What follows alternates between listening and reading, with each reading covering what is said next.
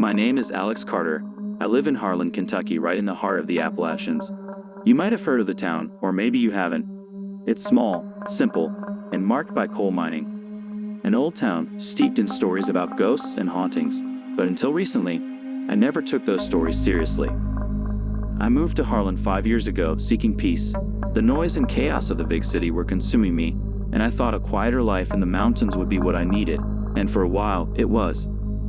I bought a small wooden house at the end of a dirt road, surrounded by tall, dark trees. The house was nestled in a valley, hidden among the hills. The town was about 20 minutes away by car, but out here, in the middle of the forest, I was practically alone, or so I thought. It didn't take long for me to discover that I had a neighbor.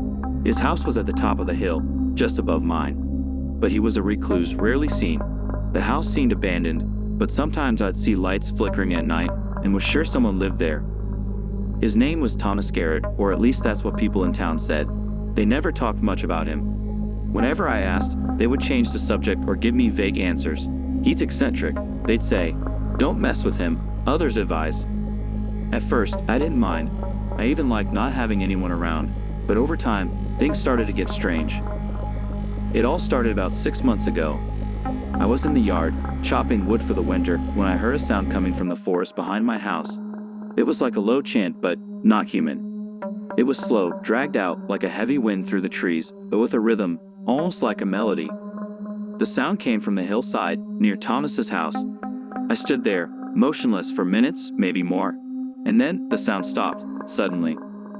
That night, as I tried to sleep, I heard footsteps outside my house. It was as if someone was walking around, never coming too close. I got up several times to check, looked out the windows, but never saw anything. Yet the sounds continued for hours. From that day on, things only got worse. Every time I left the house, I felt like I was being watched. The people of Harland started avoiding me. It was as if they knew something I didn't. Even the places I frequented, like the Portal on Main Street, where I used to have lunch, began treating me with a certain distance. People whispered when I walked in. It felt like simply living near Thomas's house made me marked, somehow. One night, something happened that made me question everything. I was deep asleep when I was jolted awake by a loud noise, a crack, like something breaking. I jumped out of bed and ran downstairs. The front door was ajar, and I was sure I had locked it. I went to the porch, and there, right in the middle of my yard, was a figure. It was tall and thin, with its face obscured by shadow. It stood completely still, staring directly at me. I felt my blood run cold. Was it Thomas? I don't know.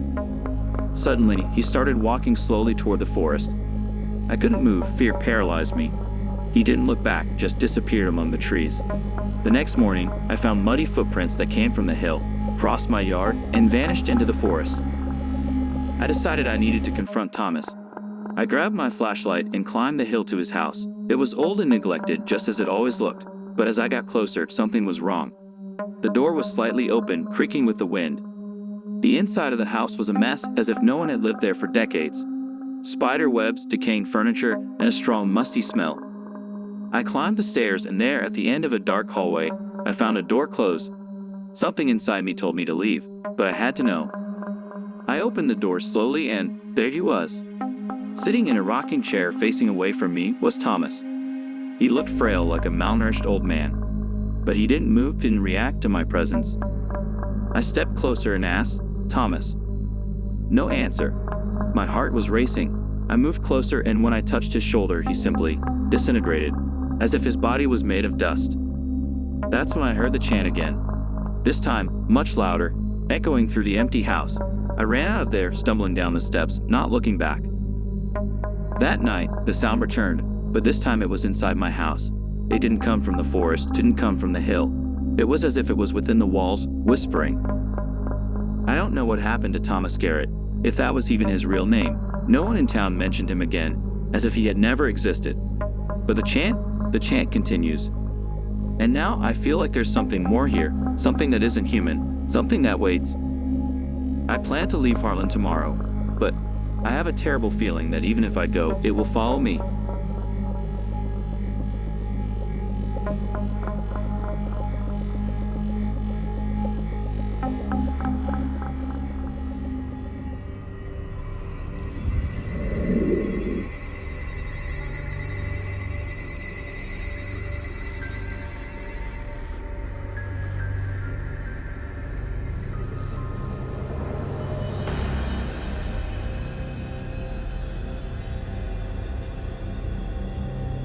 I've lived in this building for decades. When I moved here, I was young, full of life. Now, I'm just an old man, with memories more vivid than reality itself. But recently, something strange has been happening. Something that's been unsettling me. My neighbor, the man from 301, moved in a few months ago. At first, he seemed normal, polite but reserved. We exchanged greetings in the elevator, sometimes a nod, nothing more. But suddenly he started to change. His eyes became sunken, his skin paler. Sometimes I could hear him talking to himself at night, unintelligible murmur seeping through the thin walls. That night, a grim feeling hung in the air. I was alone in the living room, reading an old newspaper I didn't even know why I still kept. The distant noise of traffic was a constant hum, almost comforting. But then, everything stopped. An oppressive silence took over the room, and I felt something, an invisible weight pressing down on my chest. I walked to the window, trying to shake off the feeling, but there was nothing outside except darkness. I decided to ignore it and return to my reading. But then I heard it. The sound came again, a low scratching noise coming from the front door. My eyes widened. Who would be trying to get in? I stood up with difficulty and cautiously approached the door. I opened it slowly, my heart pounding in my chest. In the dimly lit hallway, I saw the door to 301 slightly ajar. A terrible premonition took hold of me. Something happened to him, I thought, but I hesitated. What if it's dangerous? The scratching at my door began again, but this time, there was no one outside. It was as if the sound was coming from inside the wood. I took a step back, my body trembling. And then, the door to 301 opened fully. In the dark gap, I saw the silhouette of my neighbor, but something was wrong. His eyes gleamed with an unnatural light, a yellowish glow that made me freeze. He stepped out, but his movements were unnatural, as if he were being pulled by invisible strings. "Help!" he whispered, but his voice was no longer the same. It was distorted, as if several voices were speaking at once. Every instinct screamed at me to run, but something kept me rooted to the spot. Then I saw it. On the floor, something moved, a shadow growing and writhing, crawling towards me. It looked like a veil of living darkness, hungry. The old survival instinct kicked in, and I slammed the door shut, locking it. But I knew I wasn't safe. The scratching noise began again, louder this time, more insistent. I felt a deadly chill spread through the apartment. I rushed to the phone, but the line was dead. With no way out, I sat on the floor, leaning against the door, trying to hold back the panic. The scratching continued, and then I heard his voice on the other side, clearer now. "Let me in. I'm so lonely." Suddenly, everything went quiet. I barely breathed, every muscle in my body tense, waiting for the inevitable. Then, a soft knock at the door. "Please, open the door," he begged, his voice now more human, more desperate. "I need help." My hands shook as they gripped the lock, but something inside me knew it was no longer my neighbor on the other side. With effort, I backed away from the door and went to the bedroom. Locking myself inside, I sat on the bed, my heart racing, not knowing what to do. The next morning, when the sun finally lit up the room, I gathered the courage to come out. The door to 301 was closed, as if nothing had happened. But the scratching on my door, it was still there, like a trace of whatever had occurred that night. I never saw the man from 301 again, and since then, I have avoided walking through the hallway at night. But what scares me the most is that, every time I close my eyes to sleep, I hear that scratching from inside my door.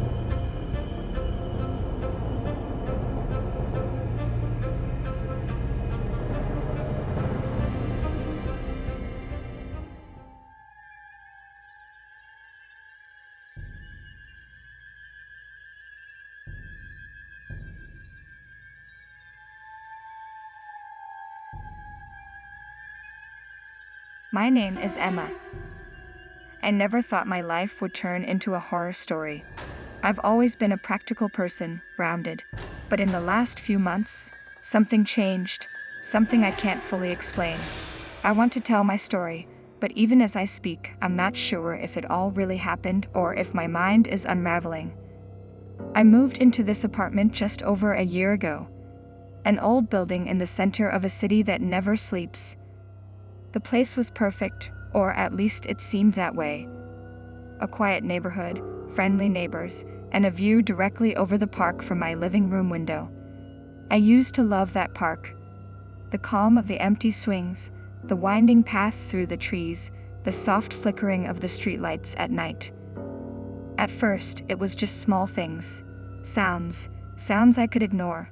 Footsteps in the hallway when no one was there, a faint scratching on the walls like an invisible visitor passing through. I've always been a logical person, so I thought, old building, normal stuff. But normal things don't last forever. One night, I was alone at home. The TV was on, but I wasn't really paying attention. It was late and the silence seemed to smother every corner of the apartment. That's when I noticed something strange. Through the window in the park, a figure stood under one of the streetlights. It was a woman, but her face was hidden by shadows. She wasn't doing anything, just standing there, completely still, staring up as if waiting for something, or someone. I watched for a few minutes, intrigued, but then she turned toward me. Even from a distance, I felt the impact of her gaze. My eyes widened, and my heart raced. I knew it was impossible, but I swear she was looking at me. Right at me. I was frozen. The next morning I tried to brush the incident off, convincing myself it was just a coincidence. But no matter what I told myself, I knew something was wrong. Every time I looked out the window, the same figure was there, standing in the same spot, like a shadow rooted to the ground. Sometimes during the day, other times at night, but always there, always watching. And then the neighbors started to disappear. First, it was the woman from 302. I used to see her in the hallway all the time, carrying heavy grocery bags. She wasn't the chatty type, just smiled occasionally. One day, she was just gone. The building manager said she moved out suddenly. No notice, no goodbyes.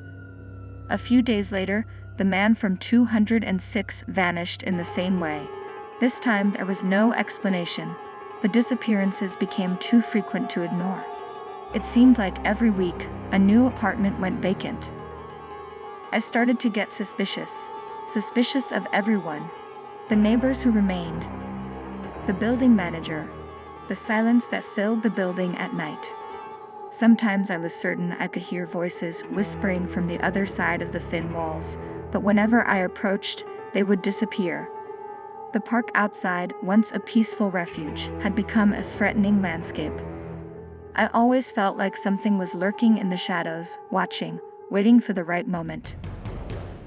One night, I woke up to a noise. My heart was racing, and a sense of dread washed over me. I glanced at the clock, 3:16 a.m., then I heard it again. It was a muffled noise coming from the hallway, like someone dragging something heavy across the floor. Hesitant, I got up and went to the door. My entire body was on edge, every fiber of my being telling me not to open that door. But something pushed me to continue. I opened the door, and the hallway was empty. But the sound persisted. A scraping noise against the floor, coming from downstairs, from the basement. I took a deep breath, grabbed my flashlight, and decided I needed to see for myself. When I reached the basement, the smell hit me first. It was nauseating, metallic.